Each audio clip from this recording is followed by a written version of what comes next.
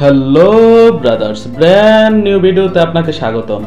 বর্তমানে আমাদের cinema industry অনেকটা ঈদ কেন্দ্রিক হয়ে গেছে। যত ভালো মানের বিগ বাজেটের সিনেমা তৈরি হচ্ছে তা শুধু ঈদ আসলেই মুক্তি পায়। আজকে আমরা কথা বলবো 2026 সালের ঈদ উল ফিতরে মুক্তি পাবে এমন কিছু সিনেমা নিয়ে। সবার আগেই নাম আসবে মেগাস্টার শাকিব খানের আসন্ন cinema Prince once upon A time in ঢাকার। মুভিটি পরিচালনা করছেন আবু হায়াত মামুন।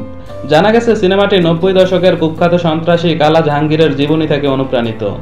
অন্যদিকে শাকিব খানের প্রিন্স মুভিকে টক্কর দিতে আসছে চঞ্চল চৌধুরী ও আফরান নিশোর দম মুভিটি পরিচালনা করছেন রেদওয়ান রনি।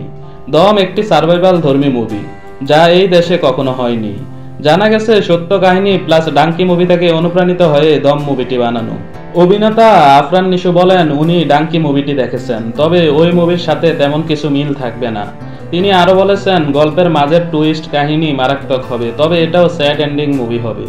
আবার শাকিব খান ও আফরান নিশোর সাথে লড়াই করতে আগামী ঈদ উল ফিতরে আন্দার মুভি নিয়ে আসছে চিত্রনায়ক সিয়াম আহমেদ। মুভিটি পরিচালনা করছেন এই সময়ের সবচেয়ে প্রতিভাবান ডিরেক্টর রায়হান রাফি।